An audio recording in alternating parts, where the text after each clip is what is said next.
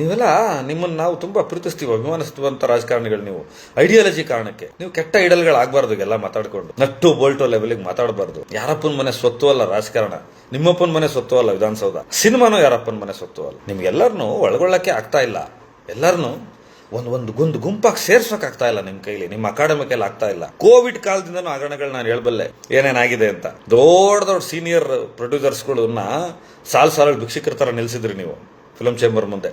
4,000 ರೂಪಾಯಿ ration kit ಕೊಡ್ತೀನಿ ಅಂತ ದೊಡ್ಡ ವಿವಾದಗಳಾಗಿದೆ. ಈ ಅಕಾಡೆಮಿ ರಾಜಕಾರಣ ಅಂದ್ರೆ ಏನು, ಚೇಂಬರ್ ರಾಜಕಾರಣ ಅಂದ್ರೆ ಏನು, ನಿಮ್ಗಳ ಕಥೆ ಏನು, ನಿಮಗೂ ಸರ್ಕಾರಕ್ಕೆ ಇರೋ ಬ್ರಿಡ್ಜ್ ಅದು ಅಕಾಡೆಮಿ ಏನ್ ಕೆಲಸ ಮಾಡ್ತಾ ಇದೆ, ಇದೆಲ್ಲ ಯೋಚನೆ ಮಾಡಿ ಮಾತನಾಡಬೇಕಾದಂತ ವಿಚಾರ. ಇನ್ನು ರಮ್ಯಾ ಅವ್ರು ಹೇಳಿದ್ದಾರೆ DK ಶಿವಕುಮಾರ್ ಅವರು ಮಾತಾಡೋದು ಸರಿ ಅಂತ. ಸರಿ, ರಮ್ಯಾ ಅವ್ರು ಬಂದ್ಬಿಟ್ರಾ ವಿಧಾನಸೌಧದ ಮೆಟ್ಲ ಮೇಲೆ? ಇನ್ಮೇಲೆ ರಮ್ಯಾ ಅವರೆಲ್ಲ ಕನ್ನಡದ ಕಾರ್ಯಕ್ರಮಗಳಿಗೆ ಬಂದ್ಬಿಡ್ತಾರಾ? ರಮ್ಯಾ ಅವರು XMP ರಾಜಕಾರಣಿ, ಅವರು ಸಾಲದಕ್ಕೆ ಸಿನಿಮಾದ ಬಹು ದೊಡ್ಡ ತಾರೆ, ಅವರು ಸಿಗ್ತಾರ ಸಾರ್ವಜನಿಕರಿಗೆ ಇನ್ಮೇಲೆ. ಅವರು ಅವ್ರ PR ಸೆಕ್ಷನ್ ಫೋನ್ ಎತ್ತುತ್ತಾ ಹೋಗ್ಲಿ. ಒಂದು ಪಕ್ಷಕ್ಕೆ ಸಪೋರ್ಟ್ ಮಾಡಬೇಕು, ನಿಜ.